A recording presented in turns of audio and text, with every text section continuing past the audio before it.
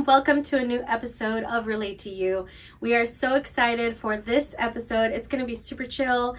Put us in the background, listen to us, because today we're going to be talking about coming of age stories. Ooh. Basically, those moments in our lives where you realized that you were no longer a child. Like there was something happening that made you realize, oh, I can't say, do, act, think in such a way because I am not a child. And so, Lula, can you think of a story off the top of your head where you experienced this? Yeah, I think for me, it was when we came to the U.S. and my cousins and I, we loved Rebelde. And we used to role play. We used to role play. We used to be like, oh, yo soy Mia, yo soy Roberta, and blah, blah, blah. And like, dude, it was interesting to say the least. But I was already around 12 going on 13. Okay. So I was already old, but I was still, in that childlike wonder. Yeah. And I remember one time we're playing, role play, and we're all like playing. And it got heated. Like I don't know why, but you guys were fighting? Yeah, we ended up fighting. And we ended up telling each other really like hurtful things, And I remember because my cousins, they also are a broken home. They also, they their father's not in the picture, and our father's not in the picture. So we ended up telling each other things like about that, And I remember I remember at some point it turned into whose story is more painful, whose story is more painful, who has suffered the most. And I remember that my little sister said, well, nosotros nunca teníamos cereal como ustedes tienen cereal. Now, it was a serious matter back then, pero a mí me dio risa. It was so funny, like it was just so ridiculous. And I think when I thought about it, I'm like, oh my God, how ridiculous is this that she's talking about cereal? Yeah. When we were just telling each other deep things, I mean, and when it all started out of playing Rebelde, right. Out of playing like we were in Rebelde.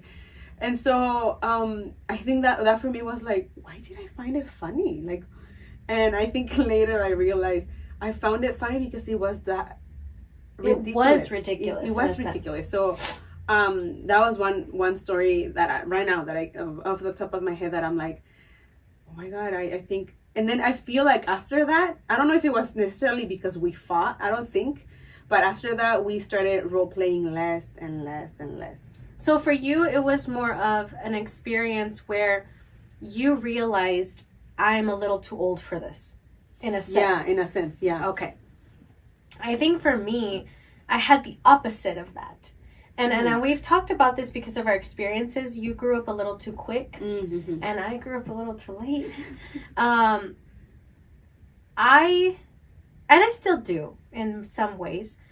I always valued my imagination. Yeah. Oh, yeah, she does. And because of that, I wanted to keep it as much as I could. And so I had a habit that I loved playing with dolls. I mean, I grew up playing with Barbies, with Polly Pockets and stuff like that. But those things, I mean, today you hardly really see that. You hardly see a 9-year-old even playing with dolls, Yeah, it's kind of phased out. I was 14. Oh. I was 14. I was a teenager, and I still had the imagination. On one end, I had nieces and nephews that were younger than me by 1, 2, 3 years. And so they were still in that, like, we're playing with dolls. And so I loved taking my Barbies to school and to church and, playing. And I do remember on one occasion that, I mean, what's 14? Is that 6th grade or 5th grade? I don't even know. the point is, or seventh actually, and the point is that I remember for some reason I had a clear plastic backpack from the that time, early 2000s, like you could see everything inside your backpack. And I decided that day that I was gonna go ahead, and it couldn't have been 7th grade. It had to have been 6th grade. So maybe I was 13 because I was still in Cesar Chavez.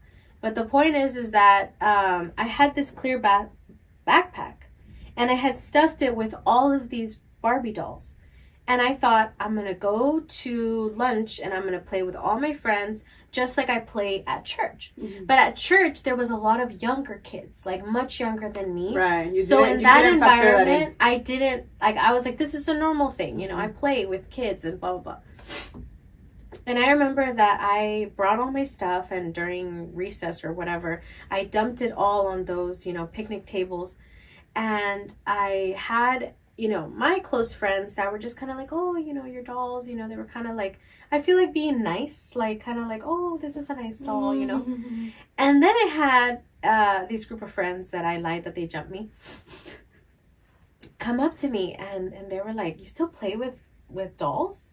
Mm. And I kind of had that moment of where I was kind of like, am I supposed to be embarrassed by this? Mm-hmm. Or am I supposed to be proud of this? There was that questioning. Right.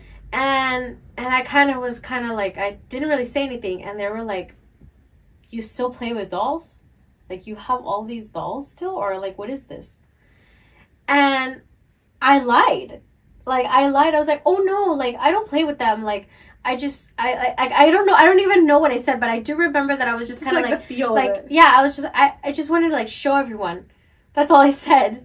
And they were like, but do you still play with dolls? Aren't you too old for that? We haven't stopped. We haven't played with dolls in 3 years. Así me dijeron. Oh, wow. And I was like, oh, well, a lot of them are my nieces and nephews. I really just have them. I was literally stuttering. I didn't know what to say. You were trying to justify yourself. I was trying to justify myself. And then there was also a little bit of that anger of, I don't understand why this is something I have to be ashamed of. Mm-hmm. I don't know why this is something that to you, I have to prove that I don't do something that I enjoy doing. So I remember that the whole day I was embarrassed because my backpack was see-through. So I couldn't hide it. I couldn't hide that I had the dolls in my backpack and oh, I regretted that decision and never I'm going to do it again.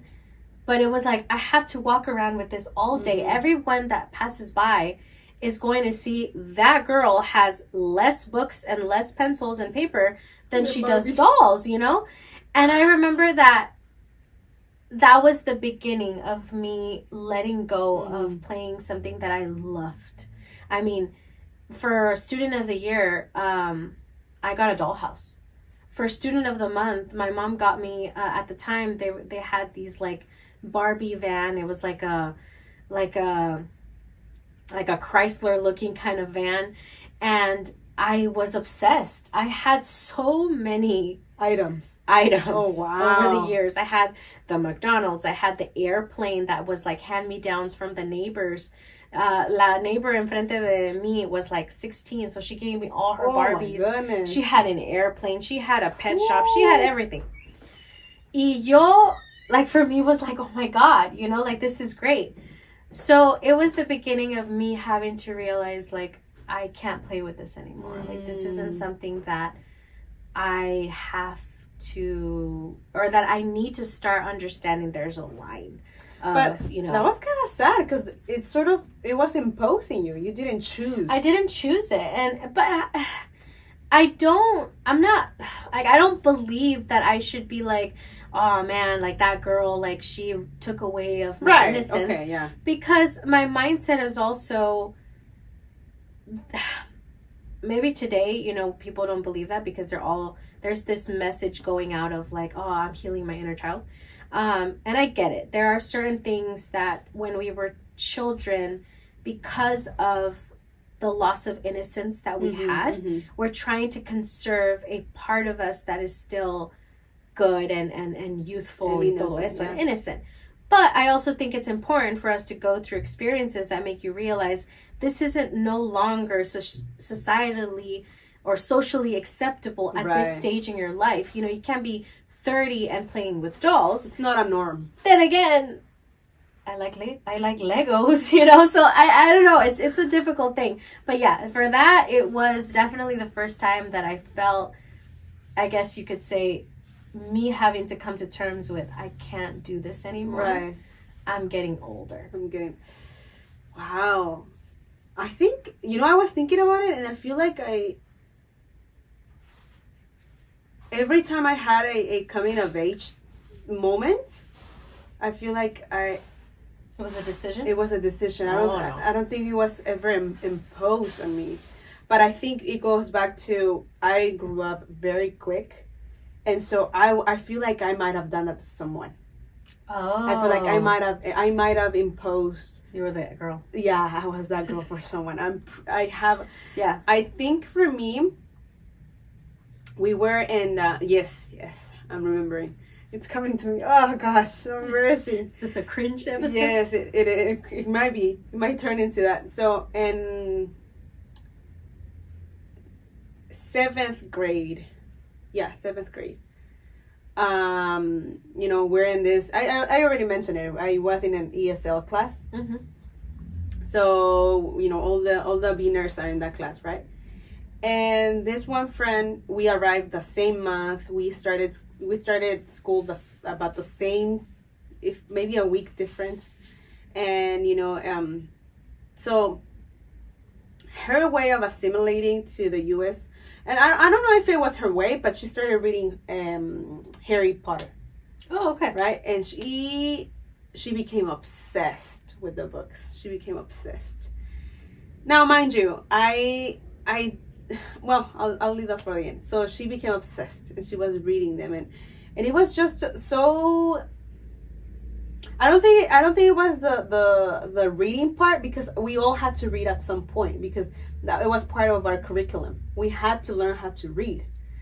But at some point it got very annoying for me. That she was obsessed. That she was not just obsessed, but I think it was just the books. Like, to me, and I'm sorry, I know that there might be people that love Harry Potter, but to me, it always sounded dumb. Very dumb. So I remember she was obsessed, and then whatever. So I remember one time I told her, dude, why are you reading it? Like, it's so dumb. She's like, no. Like, what are you learning about it? She's like, well, you learn about, like, magic, like, and that works. It's like, well, in the world, like, and that's a real world. Well, it's a book, like, and dude, it caused such a divide in us. I think for like 2 weeks after that, we didn't speak to each other. And I think in my head, you know what it was? Back then, we were both in this, it was called the, El Programa Migrante. And we were both in debate. So, and we went to competitions, and we won first place. So in my head, I was thinking, we're this good. Like, we're brilliant. Smart. We're smart. We're intelligent. We are debating other people, and then that year it was going to be our first time debating in English. So I was like, dude, like, this is the epitome of, like, success. We're going for the big leagues, in my head. So in my head, I'm thinking, why are you reading this dumb book when we can do so much more with our brain? with our brains, So I couldn't get through to her. She couldn't get through to me. And I remember at some point I told her, that's so immature. You're such a kid. And, like, in it wasn't just the book. I went off. I told her, like, even the way you wear your hair, Dude. even the way you Los dress, chongos. like what is going on, Yeah. like, y le dije, and I remember telling her, we're about to go in 8th grade, we're about to do a debate all in English, like, why are you wasting your time with that, And oh my God, it got so bad that my other friend and I sort of, well, this other girl and I, we sort of like gang up on her. Like, we, we're like, let's not talk to her because she's immature. She's still a child. So for those 2 weeks, and then I don't remember, but I want to say she stopped talking about it. And she stopped. And I don't think she stopped reading them, but she stopped, like, in an attempt to sort of be like, I want to be your friend. Like, I don't want this to end us, you know? Props to her. And so she put that away, and she came back to the clique. She came back to the clique. She knew her role now. And but I do remember that after, obviously, me thinking I was mature, whatever. Years later, like a year later, I remember thinking, man, that was messed up. That was messed up. Like, pero in my head, I was, again, I even at that age, I was reading books que, not necessarily, oh my God, super, whatever. Pero, por ejemplo, I was reading Don Quixote. I don't know if you've ever read, pero Don Quixote is difficult. It's a very difficult book.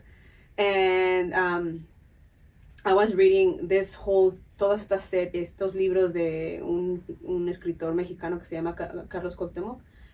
Brilliant books that they actually talked about youth, and they actually talked about like drugs, sexuality, all these things. And it's a Christian writer. So in my head, I was like, why do you entertain that when clearly these are really good books, right. And I feel like I even told her, Let el Principito. Like, that one's even better. The Petit Prince. The Little Prince. Oh, okay. And, porque it's still for children. It's like a childlike book. Pero it has a really nice message. And she's like, I don't know what you're talking about. I'm like, I don't know what you're talking about. Yeah, exactly. But I feel like I was that for her. As you're mentioning this, yes, I definitely had a lot of experiences like that with friends from middle school, friends from high school. The only area that I can say that I was a little bit ahead of my age was in the crushes and the liking boys. I had a lot of friends that had to catch up to me in that sense, but in every other aspect, I was always in the back. Behind. And, similarly to what you experienced with this girl, I had the exact same conversations about Disney Channel, like I was still watching Disney Channel when I was 14, when I was 15, and I had those experiences with people that were like, we don't watch that anymore. Like, we're into Lifetime, we're watching these, documentaries, we're into these kind of shows, or at least a suspenseful show, Law and Order, and there was just a different, I guess, interest at the time. And for me, I was like, I still liked, again, the happy, funny, predictable type, entertainment. And so what ended up happening is that I started to hide a lot of what I liked. Oh. And so, I grew up with a lot of series, like the Lemony Snicket series, the Hunger Games, the Lightning Thief. There was a lot of different series that I wouldn't really share at the time because it wasn't popular. Harry Potter was one of them for sure. Narnia was one of them. I mean, there was just a lot of things that was still very imaginative, and so but it also wasn't popular, just as much as Justin Bieber wasn't popular, and I would hide it from the world. And so there was a lot of things that I learned to enjoy on my own. Oh. I, was still obsessed with the Disney World, so I had hidden posters because my mom took him off my wall when I tried to put him in the wall, and I tried to live that teenage lifestyle. She's like, no, son ídolos, quítamelos. I had the Jonas Brothers, I had Justin Bieber, I had One Direction, I had I think his name was Cody Smith. I had Zach and Cody up there. I had the Sprouse Brothers up there. I had all these boys, basically, of that time. And my mom was like, no, like, no, you're gonna take him off. But in my heart, I was still like excited. Like, dude, this is why I love my husband, because he gets me. Like, he gets me. I told him once, I'm like, hey, did you ever do those Disney Channel High School Musical like choreographed dance things? And he's like, where it came up on Disney Channel and you like could follow along and do the moves? I was like, yeah. He's like, yeah. No way. Believe it or not, sorry babe, I'm adding you. He was into High School Musical. Like me, he definitely didn't share that he was a football player. You know, he wasn't gonna say, hey, I watch High School Musical. But same thing. Like, dude, I was like, we're all in this together on a Saturday night. I was for sure, you know, that kid. What I would never. I was shamelessly the liar. You know, of like, oh, I can't believe people like that. Like, that is so lame. Who would like that? But meanwhile, have a secret double life at home where I was like, oh, I still love it. So definitely I can relate with you in that sense of, you know, being that person to the other people of like, you know, that's not in. But I learned to hide it. I learned to hide it. I learned to vibe with what was in, but I still maintained my interests. And speaking of maintaining interest, I was thinking, okay, coming of age, a lot of it is about losing a certain part of yourself. But what is there something you still retain now as an adult, like some childlike or something that is just like I know I'm an adult and I probably shouldn't be liking this or watching this or singing this or whatever, but it's just it's a childlike thing for you. Like I know that I do this with my nephews. Like, I have an imagination still to play with them. I can come up with, you know, scenarios and stories. I do that to you. And so I haven't lost that. There are days that I still enjoy like drawing or coloring or like, obviously not in the same way, you know, with the coloring book or whatever, but now I'm sketching, you know, how I want the house to look, you know, so it's for a different purpose, but I'm still using, you know, parts of my creative brain that I still had. I will still sit and watch High School Musical. Like, I like, and that's the thing, like, I think what I retained from my childhood was time and place. I think that I learned how to behave. Maybe that can be coming of age. Yeah, Children learn that, okay, I need to behave. They learn social norms. Yeah, like I learned that social norm that this isn't cool, but I also now as an adult don't have the shame of admitting what I like. So I'm never gonna be ashamed of liking what I like. Okay. It's like, and obviously that came with college, you know, like in college there obviously everybody was like, I don't care what you think, I like this. And it's like, well, I like this. You know, that's where all the people were like, I've been a nerd all this time. I have, you know, memorabilia. I mean, if you even get into the world of Star Wars, there are people that are gung-ho about Star Wars, about Lord of the Rings, about Harry Potter. So everybody comes out of their shame and they're like, this is who I am, right? Yeah. So I definitely have that. I won't be ashamed that I like certain things. However, kind of going back into what was something that I learned that drama had a limit. Ooh. So because, as you guys have heard a lot of my stories, I took drama or my dramatic behavior to a lot of levels. I would lie, I would conspire stories, I would put my family in positions that were very uncomfortable. Even myself, where I would to the face tell the girl, no, yeah, you did do this, even though they didn't. But I'll never ever forget this. This was definitely a wake-up call for me. Edith and Karina will remember this. There was a girl that we made fun of which I apologized and I regret. Oh, But the point is that I shouldn't say I was very mean to her. I was a participant. I was already old. I was already 15. And 15, 16. 15, 16. 15. 15. I had to have been 15. But you never know. And the point is that, you know, I gave her a hard time. Like other people, but this is not about other people. I gave her a hard time. And she took it. She didn't say anything. She didn't, you know, retaliate, you know. And so I felt triumphant. I felt triumphant in that sense. And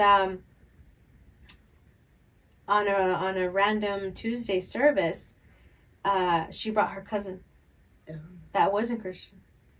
And her friend or her cousin came directly to speak to me.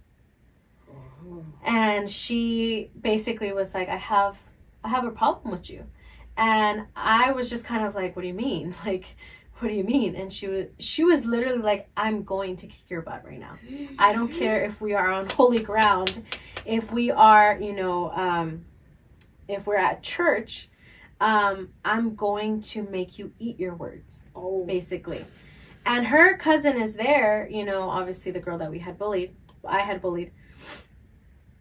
But she's not saying anything, but she's also not stopping her. You know, you can clearly tell that her cousin is defending her. And Corinne and Edith are not the target of this person's fury. So they're just kind of standing like whoa. Like, ¿tú qué vas a hacer? You know? And this sounds like a you problem. This sounds like a you problem. And cringingly enough, I burst into tears. Oh. Yeah. I was a coward. So before that, as she's yelling at me, as she's telling me all of these things, I'm, you know, kind of like, wait, you know, like, that's not really what happened. And I don't know what told, like, I'm trying to get away, get out of this situation, right? So I kind of did something where I was just like, give me a second, you know, like, let me, wait, hold on. Let me tell you something, literally. And I went inside the church, and I'll never forget, Annie was in the lobby. She was a youth president at the time. She was dating Fernie, and she was in her era of like, I am something, and I am like an adult, and she was barely starting to like me. We didn't really have a good relationship, and so she was nice to me in public because, you know, she was a youth president. So I knew I could get her. So I go up to her. I was like, Annie, can I talk to you? And she was just like, yes, Mija, what's going on? And I was like, and this is her chest, like, and she's literally like, what just happened? Edith and Karina are just like, what the heck, dude? What the heck is wrong with you? I am bursting into tears because I'm terrified. I'm terrified that there is now a consequence to my behavior. Exactly. And now I'm like, oh, shoot. Like, this girl's outside of the doors, the lobby doors, waiting for me. I have 5 minutes to figure out what my plan is. So, in a sense, this is my farewell. I don't know what to do, you know? So, I'm crying in her chest. She's embarrassed, you know, obviously. She's just kind of like, everybody's trying to figure out what's wrong with you. You know, I don't know how to help you. The point is that I'm all like 14 and crying like that. And I calmed down. And I really don't know what she told me or what she advised me. The point is that the girl noticed that I was crying.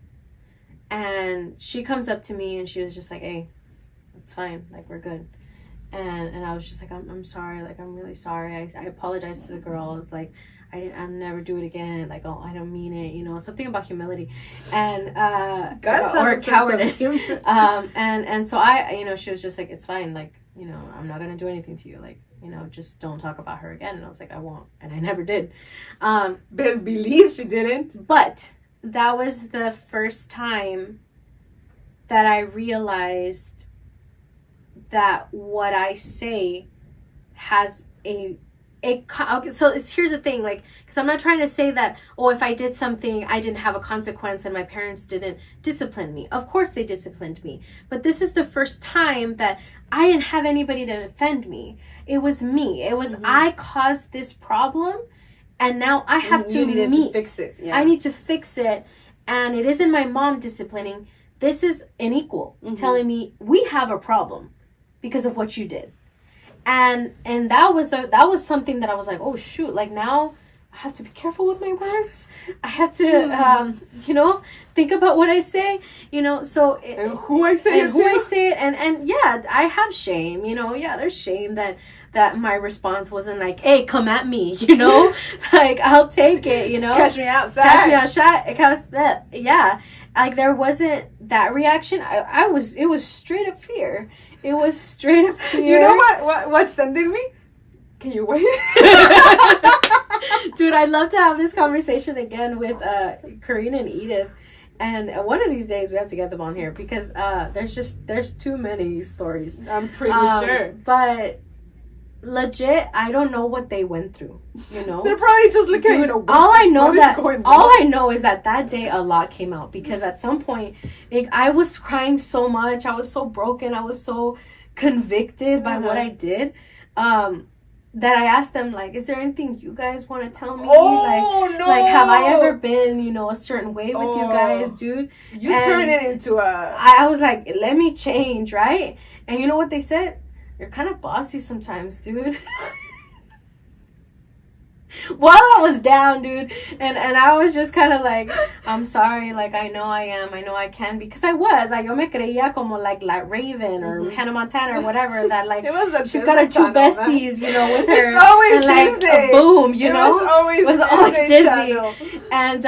And so legit, I was like, tell me where I've been wrong, and they were like, yeah, sometimes you're really bossy, like sometimes nos mandas, and like, we don't tell you anything, because we're not trying to hurt your feelings, but like, yeah, like we're not like, you're like minions in a sense, and I remember that I was just like, oh god, like, oh gosh, it was like a reality check on so many levels. Like, it was like, on one end my words have consequences, but on another end, I was behaving like a child in my friendships. I was treating them like characters in a movie or characters in a show, and not just any characters, but your second lead. Yeah, characters. My side characters, and yo me creía la lead, and when it was time for the lead to take her place, I ran like a chicken, and I cried like a chicken, and I cried like a coward, and I cried, but I didn't lose any like teeth or break any bones,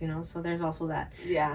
Learning lesson there. Humble yourself quick. Humility sometimes is better. Yeah. But yeah, that was the first time I think I felt the weight of my words. Wow. And I faced an almost altercation. Oh my god. Man, that's a story. That is a story. I don't think I was always the bully, the one getting bullied. I think there were very few times where I took the chance to be the bully. Right.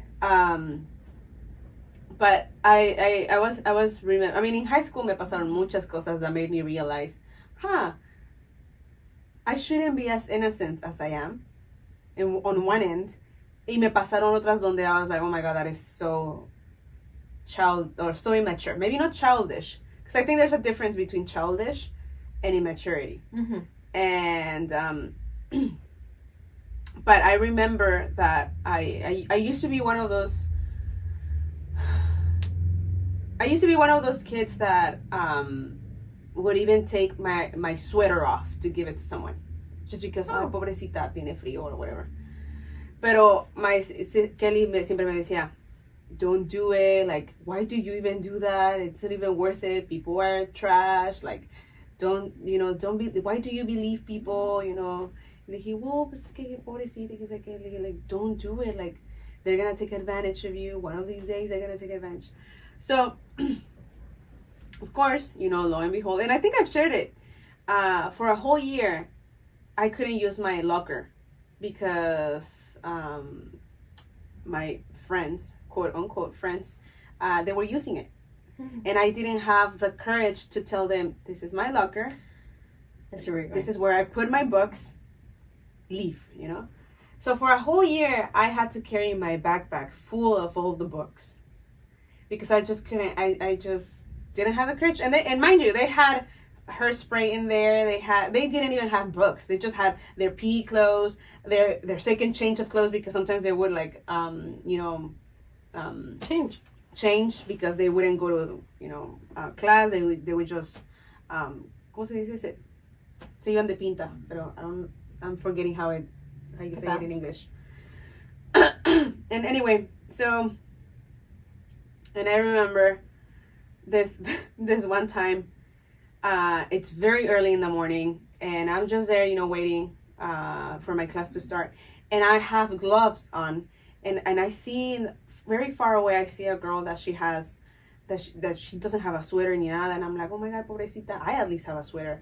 Let me give her the gloves. Maybe it'll help her, So I go over there, y se los doy, and she's looking at me, she looks at me like, what is wrong with you? Well, I just noticed that you're cold, that you're very cold. You don't have a sweater, and it's very cold. She's like, I don't want them. I'm like, aren't you cold? But that's none of your business. I'm like, yeah. Okay. So that whole like, people can be ungrateful. Yeah, that whole situation, I was like, what is going on? And so in my head the whole time, it didn't make sense that she didn't want my help. Or rather, she didn't want, because in my head I'm thinking, but you're cold. Like, why are you, and so, and she didn't take them, but me quedé así como, she rejected my help. And then that whole like first 2 periods, I kept going over it, and I thought, maybe I'm not in the right for thinking that I'm good because I'm letting other people take my stuff, and then I thought, maybe, because at first obviously I was like, oh my God, how rude, she, how come she said no, blah, blah, blah. But I thought of it so much that I came to the conclusion, what I'm doing is not a virtue. It's pretty crazy that you, like, again, you processed it on your own, and you came to the terms on your own, like on your own, you were like, yeah, I'm done with this. Well, funny enough though, but again, it took me a whole year and a half.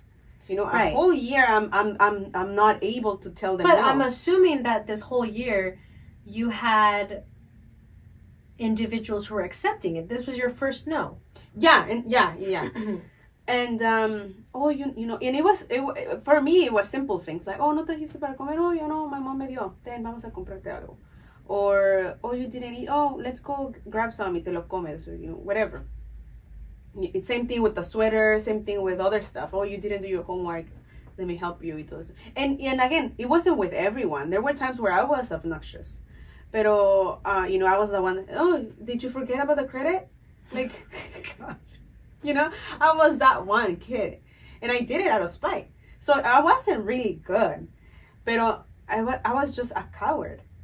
And then doing those things made me feel like I was good. All of that, I came up with all of that on my own.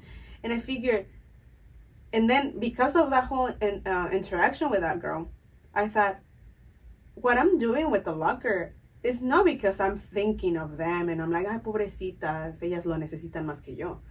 It's because no tengo el valor para decirles. Yeah. No tengo el valor para hablarles. So that day, no, it wasn't that day. That whole day, I tried to voice it. Hey, ya necesito mi locker. Like, todo este año se los he dejado. Can we please, like, at least agree on maybe, like, a schedule? Like, I'll use it for some days and you guys use it for other days. They were just like, they laughed on my face. I'm like, oh, shoot. Y entonces, that's what did it for me. That's what did it for me. Okay. So it's funny to you. And it reminded me sort of the reaction of the girl of like, I didn't ask you. I didn't ask for the gloves. And so I'm like, they that is true. They just assumed I was gonna be that good that I was gonna just give it. They took advantage of you. And they took advantage of me. So next day I bought a new lock. Oh, nice. I changed it. Y le saqué todas sus cosas y las dejé ahí on the ground. Nice.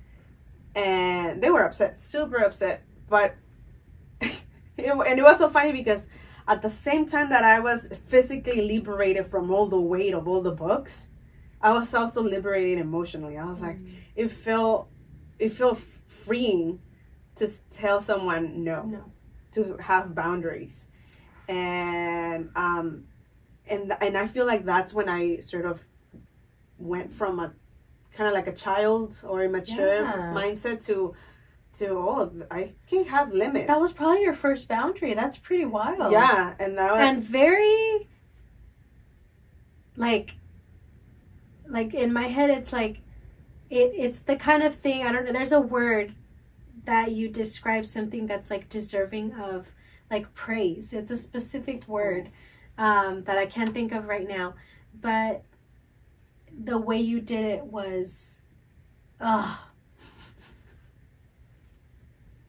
immaculate.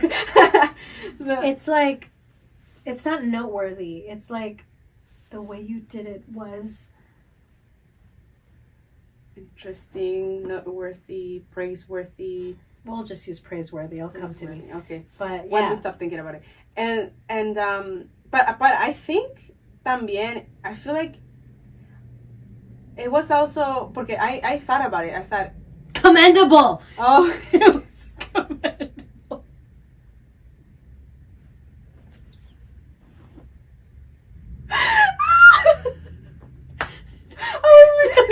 se me hizo un hoyo en la panza. I'm like, oh my God, what happened? It was gonna kill me. Sorry. Commendable, okay. No, I think que también me di cuenta que all this time I felt it was unfair. I felt trampled on. I felt stepped on. Entonces, I'm like, why do I think that feeling that is okay? Right. You know, no, it's not.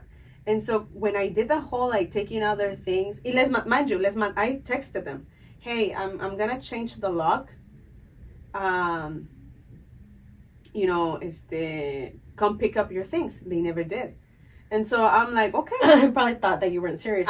Because I'm pretty sure I might have said something other times and never really went through with it. But that day I'm like, I'm done. You know, I'm done being kind, or quote unquote kind. I was really being nice. Mm-hmm. I'm done, you know, trying to validate myself for the lack of courage, really. And so yeah, they were upset. They came at me, but I'm like, I told you, and I'm not gonna change it. Eventually, I had to, because they talked to me and they told me, you can't have your own lock. These are the school locks. We're supposed to have you're supposed to have ours anyway. So eventually, I changed it back in, pero ellas ya no lo usaban. And I don't know if I requested for the code to change or what, but they stopped using it. Well, after that, a lot of things happened that made us fall apart. But but I feel like that was the first time where I put boundaries. I set a boundary, and that made me feel like a grown up, like an adult, in that way. I mean, I think it's one of those things where it has to happen. That's why it's called growing pains. Mm-hmm. You know, if it was easy, you know, it would just come naturally. But obviously, when you're growing up, there are aspects of you that you have to let go. And it's a hard thing, you know, whether it's a decision or whether it's imposed on you. It's difficult, you know. I know, and I've seen it, you know. I've seen it when, you know, even parents have to impose it on their children. You know, you need to stop behaving this way because this is not acceptable. You're a big boy now, you know, or you're a big girl now, you know, you can't be doing this. And sometimes that's hard, you know, I've seen it again as a parent, you know, you don't want to take away the innocence of the child, but you also have to look at the grand picture of this is someone that's going to grow up into becoming a teenager, Right. growing up to becoming an adult. If I don't take this away now, this kid could be susceptible to bullying, could be susceptible to ridicule, will now no longer be socially acceptable. Mhm. That's going to cause more trouble in the future. And so, in a sense, all of that is like, I'm hurting you now, but I'm looking at the long term. And I think when we go through these experiences, it's just a part of life. Mhm. It's something we have to do. But Yeah. now we're No, which now that you mention that, that's actually at least what I've heard from Jordan Peterson is that that's what good parenting is Mhm. about. You know, raising a child that is socially acceptable. Yeah.